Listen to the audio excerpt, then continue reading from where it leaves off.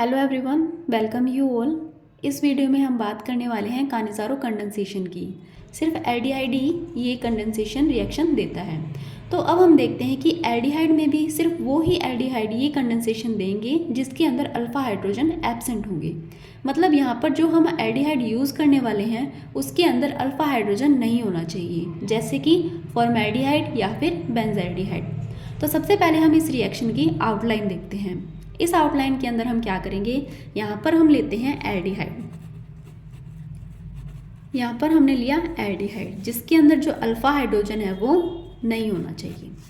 ठीक है।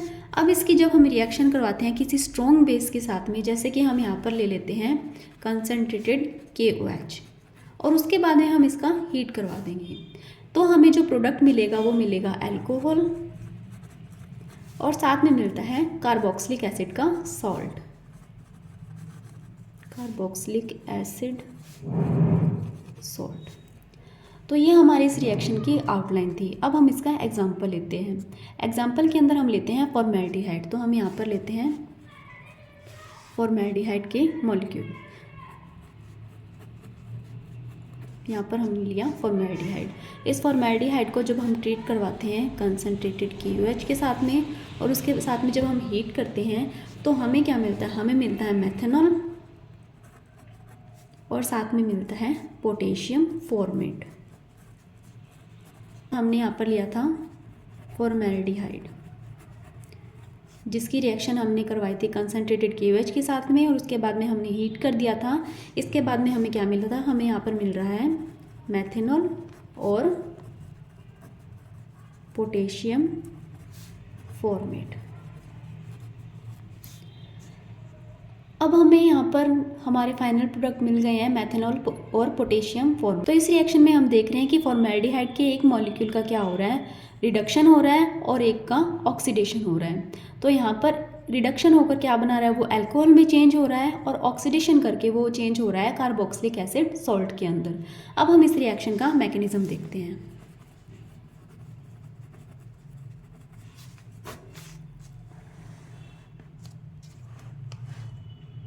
इस रिएक्शन में मैकेनिज्म के लिए हम सबसे पहले लेते हैं फॉर्मैल्डिहाइड का एक मॉलिक्यूल। यहाँ पर हमने एक फॉर्मैल्डिहाइड लिखा। अब इस फॉर्मैल्डिहाइड की हम रिएक्शन करवाते हैं कंसनट्रेटेड KOH के साथ में। अब हमें पता है ये K पॉजिटिव और OH नेगेटिव की फॉर्म में प्रेजेंट है। अब ये जो फॉर्मैल्डिहाइड है, फॉर्मैल्डिहाइड के ऊपर यहाँ पर ऑक्सीजन के ऊपर हमें पता है कि यहाँ पर पार्शली नेगेटिव चार्ज है और इस पर पार्शली पॉजिटिव चार्ज है। तो अब ये OH आकर क्या करेगा, ये OH आकर यहाँ पर अटैक करेगा। तो हमें कुछ इस तरीके से मिलेगा, O नेगेटिव, यहाँ पर ये OH जिसने अभी अटैक किया और ये रहा हाइड्रोजन। अब ये जो दूसरे वाला मॉलिक्यूल आएगा फॉर्मैल्डिहाइड का, हम यहाँ पर क्या कर रहे हैं, दो मॉलिक्यूल फॉर्मैल्डिहाइड के ले रहे हैं। तो ये जो दूसरे वाला मॉलिक्यूल आएगा, दूसरे वाले मॉलिक्यूल पर भी हमें पता है कि यहाँ पर पार्शली नेगेटिव चार्ज है और यहाँ पर पार्शली पॉजिटिव चार्ज है। अब इस रिएक्शन को देखकर लग रहा होगा कि ये जो ऑक्सीजन है ये इस कार्बन पर जाकर अटैक करेगा, लेकिन ऐसा नहीं होता, क्योंकि ऐसा करने से जो मिलने वाला जो कंपाउंड है वो बहुत ज़्यादा अनस्टेबल होता है। तो अब यहाँ पर क्या होगा, यहाँ पर ये जो ऑक्सीजन है ये वापस डबल बॉन्ड का फॉर्मेशन करेगा। अब इसके डबल बॉन्ड की फॉर्मेशन करने की वजह से ये जो कार्बन है इसकी चारों वैलेंसी पूरी हो जाएगी। तो इसे एक ना एक वैलेंसी को रिमूव करना पड़ेगा, नहीं तो इस पर 5 वैलेंसी हो जाएगी, जो कि कार्बन सिर्फ 4 वैलेंसी रखता है। तो यहाँ पर अगर हम इस OH को बाहर निकालेंगे तो हम वापस बैकवर्ड स्टेप में चले जाएंगे, लेकिन हमें यहाँ पर नहीं जाना है। तो हम यहाँ से क्या करेंगे, एक हाइड्राइड का रिमूव करेंगे, तो ये H नेगेटिव की फॉर्म में निकल जाएगा और अब ये जो हाइड्राइड है ये इस कार्बन पर जाकर अटैक करेगा और हमें कुछ कंपाउंड इस तरीके से मिलेगा, H और यहाँ पर ये OH। तो यहाँ पर हमें, तो जैसे ही हमने देखा कि यहाँ से ये हाइड्राइड की फॉर्म में निकला तो ये इसने ऑक्सीजन ने वापस से डबल बॉन्ड बना लिया, ये कार्बन यहाँ पर आ गया, ये हाइड्रोजन और ये OH, ये हाइड्रोजन और ये OH यहाँ पर रह गए।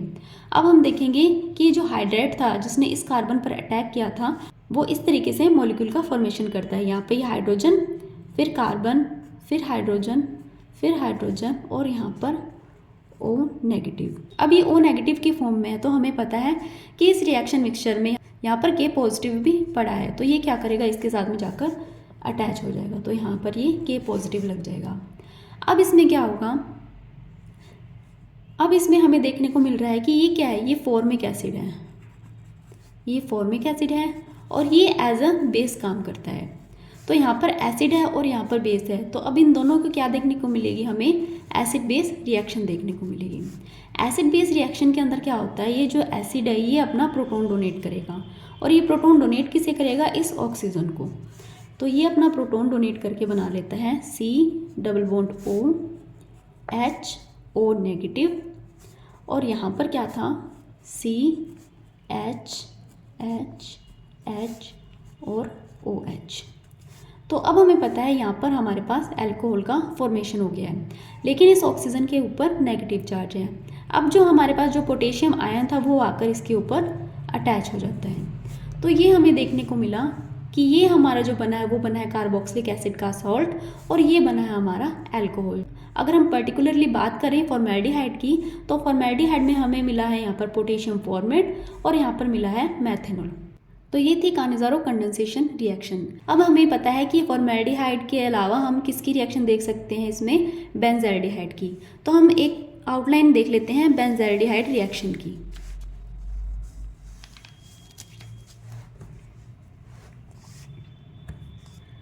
तो हम यहाँ पर लेते हैं बेंज़ाल्डिहाइड, इसके भी हम 2 मॉलिक्यूल लेंगे और यहाँ पर हम इसकी रिएक्शन करवाएंगे किसी स्ट्रॉन्ग बेस के साथ में। पहले हमने कंसनट्रेटेड KOH लिया था, इसमें इस बार हम लेते हैं कंसनट्रेटेड NaOH और उसके बाद में इसे हीट कर देंगे। तो हमें जो फाइनल प्रोडक्ट मिलेगा वो मिलेगा बेंजिल अल्कोहल और साथ में मिलेगा सोडियम बेंजोएट। अगर हम इसकी स्ट्रक्चर देखें तो ये हमारा बेंज़ाल्डिहाइड,